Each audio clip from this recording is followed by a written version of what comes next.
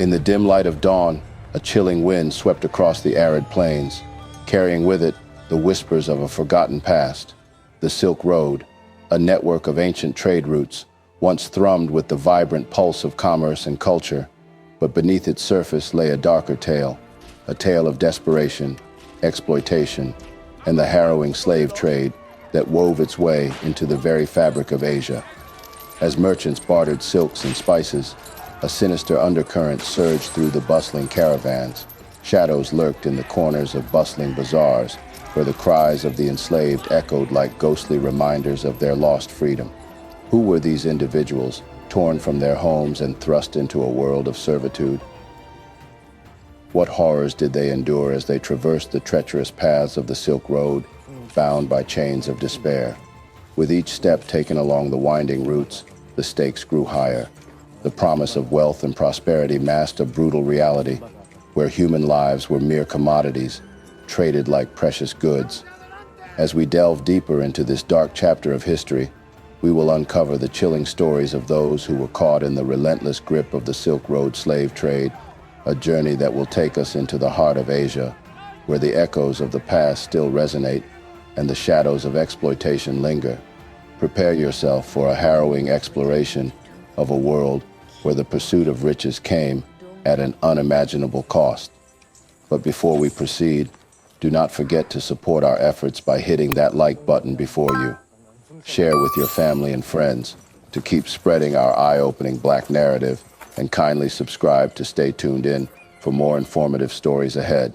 Now, with our hearts in our hands, let us dive into this eye-sharpening story.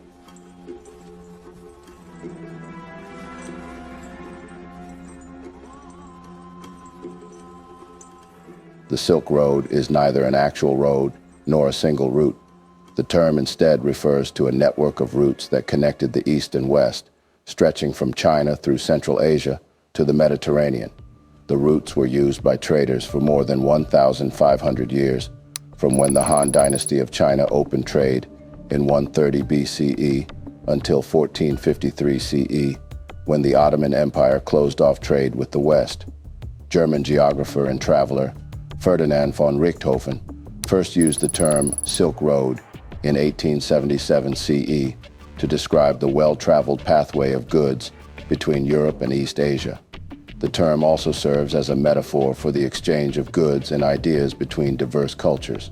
Although the trade network is commonly referred to as the Silk Road, some historians favor the term Silk Routes because it better reflects the many paths taken by traders. Deriving its name from the highly lucrative trade of silk textiles that were primarily produced in China, the Silk Road network began with the expansion of the Han Dynasty into Central Asia around 114 BCE through the missions and explorations of the Chinese imperial envoy Zhang Qian, which brought the region under unified control. The Chinese took great interest in the security of their trade products and extended the Great Wall of China to ensure the protection of the trade route. By the 1st century CE, Chinese silk was widely sought after in Rome, Egypt, and Greece. Other lucrative commodities from the East included tea, dyes, perfumes, and porcelain. Among Western exports were horses, camels, honey, wine, and gold. Aside from generating substantial wealth for emerging mercantile classes, the proliferation of goods such as paper and gunpowder greatly affected the trajectory of political history in several theaters in Eurasia and beyond. Unlike the Atlantic slave trade, the transportation of slaves from Africa to Asia and the Mediterranean was of great antiquity. The earliest evidence of the trade comes from a carving in stone from 2900 BCE at the Second Cataract, depicting a boat on the Nile, packed with Nubian captives for enslavement in Egypt. Over the next 5,000 years, slaves captured in war and raids or purchased in the market were marched down the Nile, across the Sahara Desert to the Mediterranean, or transported over the Red Sea and from the East African coast to Asia. The dynastic Egyptians also took slaves from the Red Sea region and the Horn of Africa, known to them as Punt. Phoenician settlers along the North African littoral enslaved the peoples of the immediate hinterland. The Greek and the Roman rulers of Egypt continued the practice of raids into Nubia and sent military expeditions from their cities along the southern Mediterranean shore. which returned with slaves from the Fezzan and the highlands of the Sahara. African slaves, like those from Europe, were used in the households, fields, mines, and armies of Mediterranean and Asian empires. But Africans were only a modest portion of the Roman slave community, because the abundant supply of slaves from Asia Minor and Europe was more than adequate for the economic and military needs of the empire. Not surprisingly, African slaves were more numerous in the Roman cities of the Mediterranean littoral. There can be no precise estimate of the number of slaves exported from Africa to the Mediterranean basin, the Middle East, and the Indian Ocean before the arrival of the Arabs in Africa during the 7th century. Between 800 and 1600, the quantity of evidence for the estimated volume of slaves improved slightly. Until the 17th century, the evidence is derived mostly from accounts of travelers and descriptions of slave markets in the commercial towns of North Africa, from which only maximum and minimum numbers at best can be extrapolated, given the paucity of direct data. The Silk Road extended approximately 6,437 kilometers, that is 4,000 miles, across some of the world's most formidable landscapes, including the Gobi Desert and the Pamir Mountains. The road was utilized over a period that saw immense political variation across the continent, exemplified by major events such as the Black Death and the Mongol conquests. But with no one government to provide upkeep, the roads were typically in poor condition. The network was highly decentralized and security was sparse. Travelers faced constant threats of banditry and nomadic raiders and long expanses of inhospitable terrain. To protect themselves, traders joined together in caravans with camels or other pack animals. Over time, large inns called caravanserais cropped up to house traveling merchants. Few individuals traveled the entire length of the Silk Road, instead relying on a succession of middlemen based at various stopping points along the way. In addition to goods, the network facilitated an unprecedented exchange of religious, especially Buddhist, philosophical and scientific thought, much of which was syncretized by societies along the way. Likewise, a wide variety of people used the routes. Diseases such as plague also spread along the Silk Road, possibly contributing to the Black Death, a devastating pandemic of bubonic plague that struck Europe and Asia in the 14th century, particularly between 1347 and 1351, and estimated to have killed between 75 million and 200 million people, thereby wiping out a significant portion of the population in affected areas. However, from 1453 onwards, the Ottoman Empire had begun competing with other gunpowder empires for greater control over the overland routes, which prompted European polities to seek alternatives while themselves gaining leverage over their trade partners.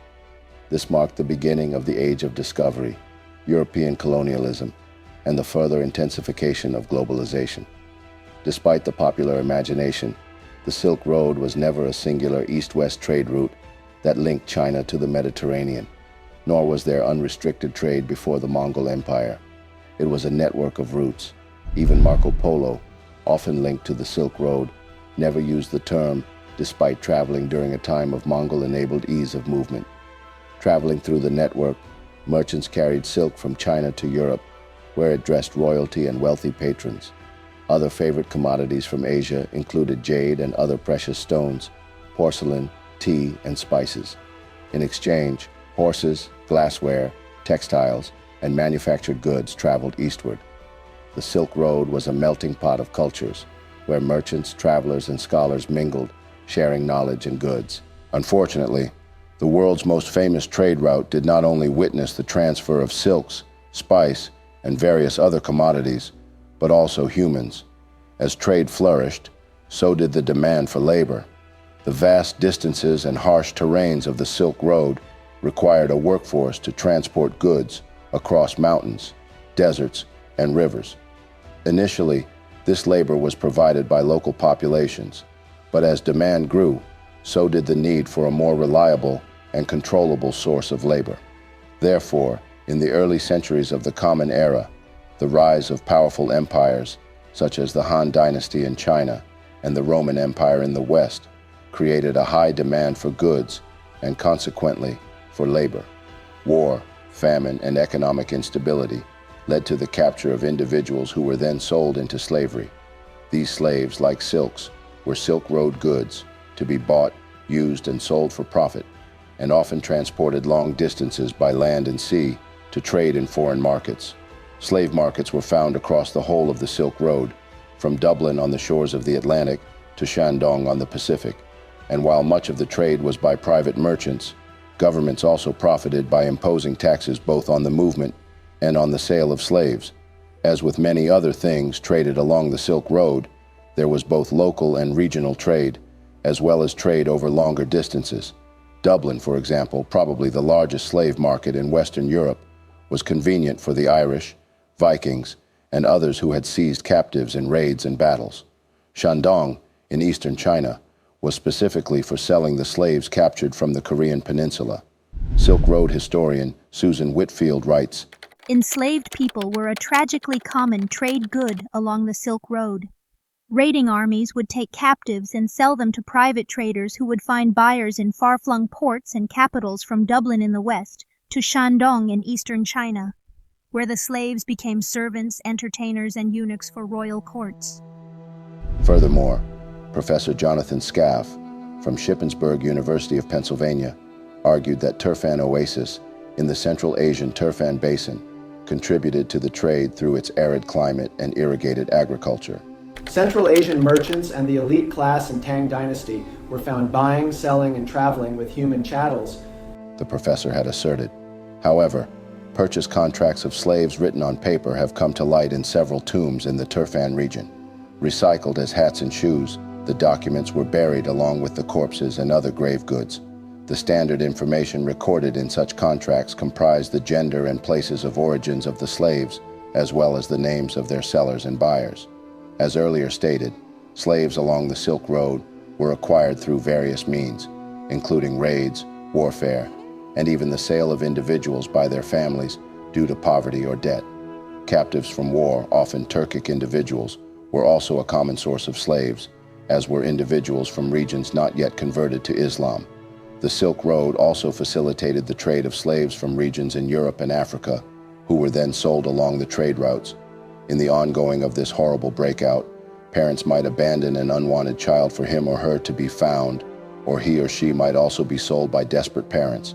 Self-sale was illegal in many societies, but nonetheless, people might submit to a creditor or to someone who would relieve them of the impact of natural disasters. Lekhapadati documents include the voluntary enslavement of a girl experiencing famine and harassment. However, because of psychological damage and subjection to overwork, violence, and mistreatment, slaves died relatively young and often without reproducing. Hence, slave societies were rarely self-sustaining. As the demand for slaves grew higher, a network of traders emerged, specializing in the capture and sale of human beings. They operated in the shadows of the bustling markets, often preying on the vulnerable. They raided slaves mainly in borderlands and less in well-defended territories. Also, communities living along coasts or rivers were especially vulnerable. Each caravan that traversed the arid deserts and treacherous mountains carried not only silks and ceramics, but also the weight of human suffering. Individuals being sold and resold, their fates determined by the whims of those in power. Moreover, many black individuals who became enslaved were captured in Africa or the Middle East. They were often taken as usual during raids or conflicts, sold by local leaders, or captured by slave traders. The loss of identity and culture of the enslaved individuals makes the entire scenario more worrisome, as black slaves were forcibly separated from their families and communities, leading to a profound sense of isolation.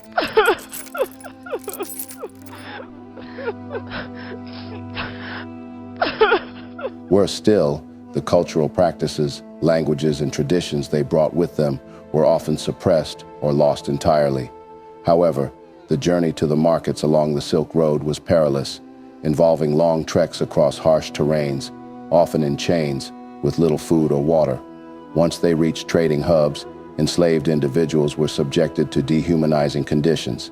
They were displayed like commodities, often stripped of their clothing and dignity, and sold to the highest bidder. The markets were crowded, and the competition among buyers could lead to violent confrontations. And pathetically, merchants would often negotiate prices based on the skills and health of the enslaved individuals. After sale, these slaves were often forced into hard labor, working in agriculture, domestic service, or as soldiers. Their labor was exploited for the benefit of their owners, and they were subjected to harsh treatment, including physical abuse, malnutrition, psychological trauma, and even killing. Going forward, several empires and regions were known to be involved in the slave trade along these routes. Stay put as we examine some of these empires and how they treated their purchased slaves. The first on our list is, number 1, the Roman Empire. The Romans were heavily involved in the slave trade, acquiring slaves from various regions, including those along the Silk Road. Slaves were used for labor, domestic service, and entertainment. However, slavery in ancient Rome differed from its modern forms in the fact that it was not based on race. But like modern slavery, it was an abusive and degrading institution, as cruelty was commonplace. Slaves in Rome might include prisoners of war, sailors captured and sold by pirates, or slaves bought outside Roman territory. In hard times, it was not uncommon for desperate Roman citizens to raise money by selling their children into slavery. Notwithstanding, all slaves and their families were the property of their owners, who could sell or rent them out at any time. Their lives were harsh. Slaves were often whipped, branded, or cruelly mistreated. Their owners could also kill them for any reason and would face no punishment.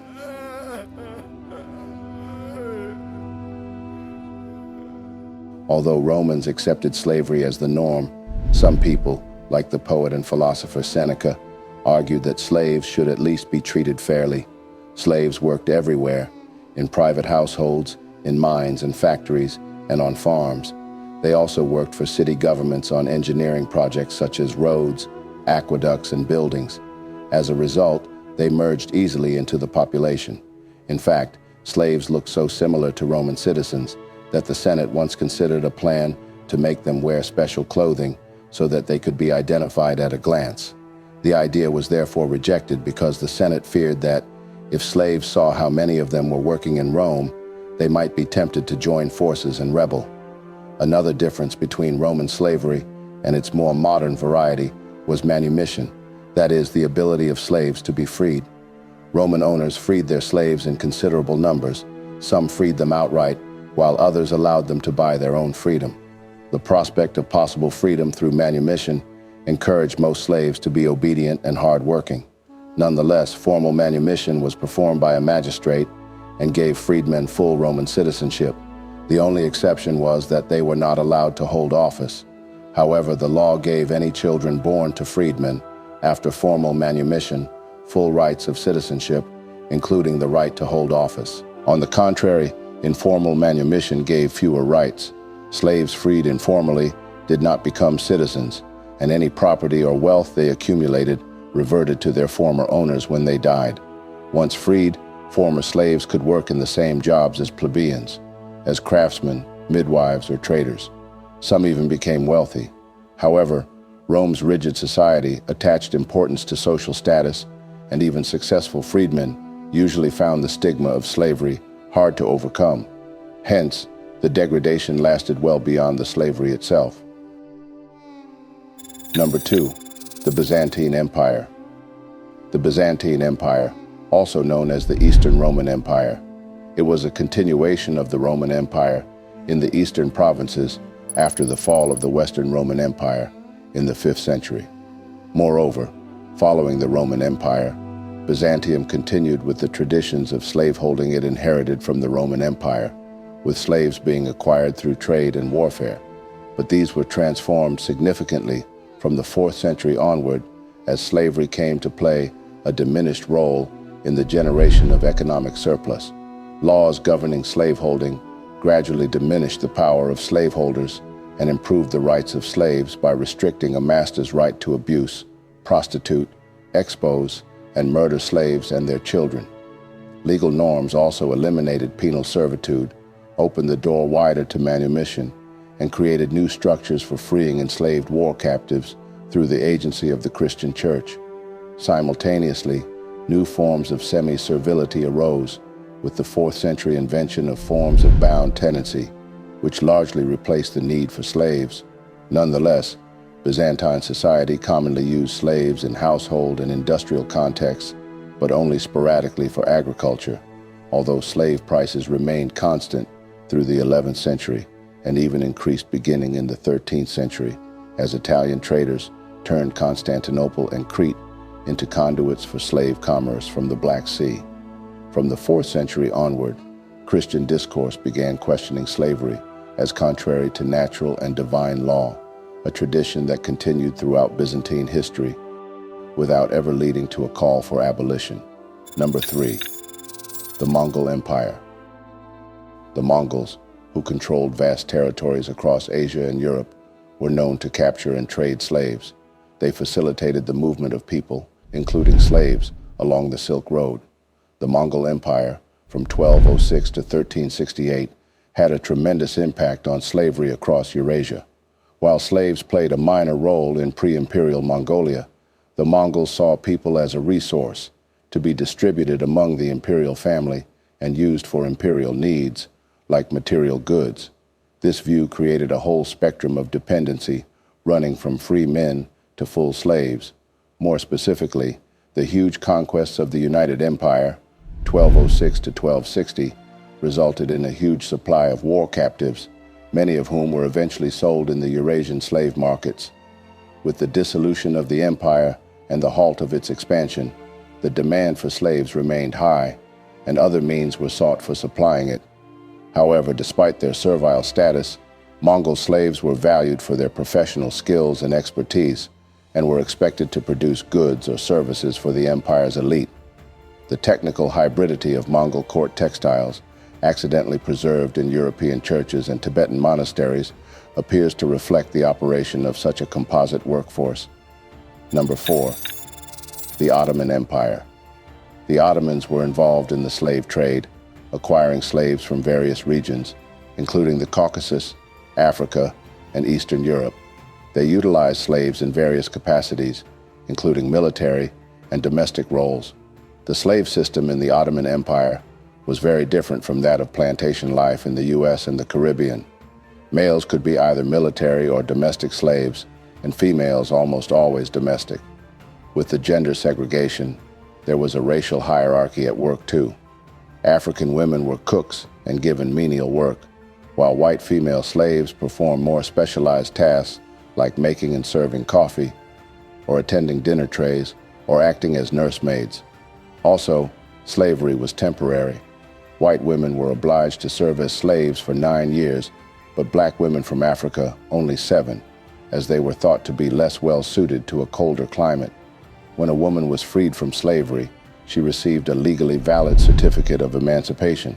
She could ask to stay with her former master's family for life and would be looked after, or she could request to be married. Amusingly, many young girls from poor families volunteered therefore to become slaves, or their families sold them into slavery, believing they would have a better future.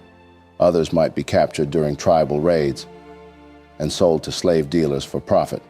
In a nutshell, whether voluntary or forced, slavery was seen by both children and parents as a transitory phase leading to social advancement. And the last one on our list here is number 5, the Chinese empires. Various Chinese dynasties, including the Tang and Yuan dynasties, were involved in the slave trade, both as buyers and sellers.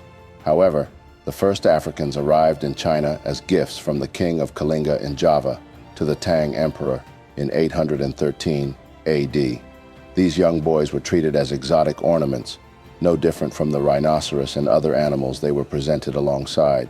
The Chinese called them Zhangzi, a reference to Zanzibar, which at that time described the whole length of the eastern African coastal region, including Madagascar. In later accounts, African slaves turned up as the personal property of Arab merchants residing in Chinese port cities such as Guangzhou, which housed a significant Arab community. Eventually, wealthy Chinese also started demanding such slaves in large numbers. This required a supply line beginning from East Africa, traversing the Indian Ocean, stopping in India, and finally crossing the Malacca Straits to reach the port cities of China. The journey took approximately 6 months, and shipwrecks were a common hazard. Many captives died along the way. Even some of those who made it to China alive still perished suddenly while trying to acclimatize to the new environment. Moriso, the Chinese were under the impression that Africans had immense physical strength, and so black slaves were mainly forced to engage in hard labor, such as transporting heavy goods on their backs and carrying out ship repairs and dock work. Some also served as gate attendants to their rich owners, perhaps functioning as an unusual living decoration to impress visitors. Aside from a few descriptions, nothing much is known about their daily lives, but it is highly likely that they led a harsh existence. Slavery, however, was social death to the vast majority of those enslaved on the Afro-Eurasian continents in the Middle Ages.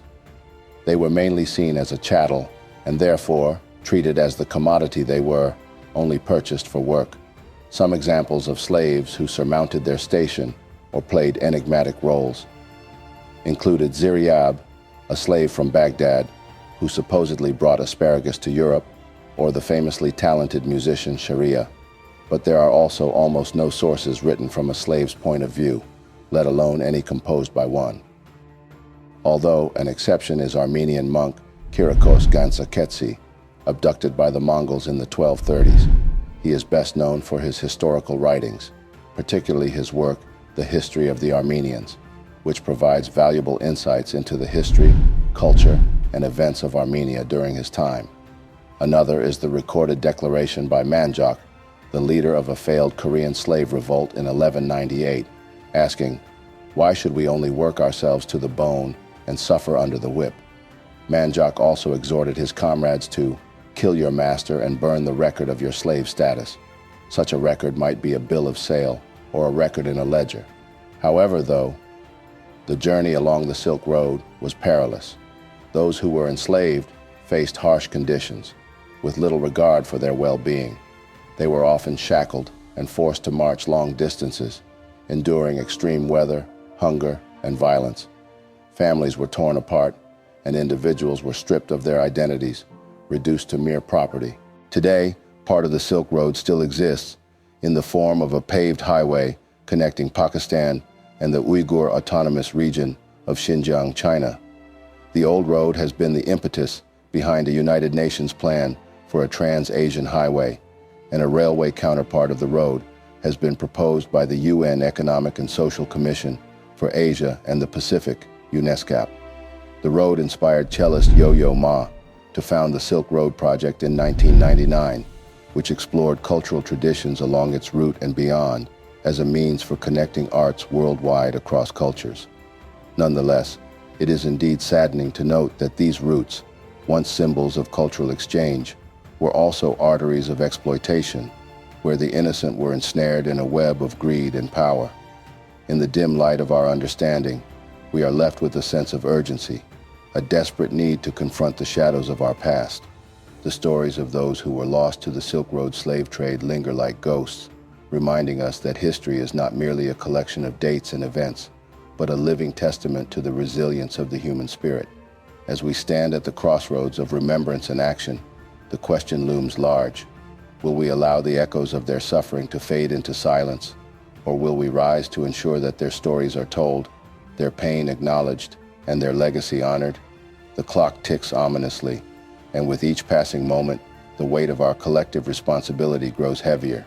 The Silk Road may have connected civilizations, but it also forged a path of sorrow that we must not forget. As we look toward the future, the specter of the past looms large, urging us to confront the uncomfortable truths that lie beneath the surface of our shared history. And that brings us to the end of yet another interesting video segment. Did you happen to learn a thing or two? Share your thoughts with us in the comment section below. We are always delighted to pick from your thoughts. Also, support our works by hitting that like button in front of you. Share with your families and friends to keep spreading our eye-opening Black narrative, and kindly subscribe to stay tuned in always. Thank you for watching.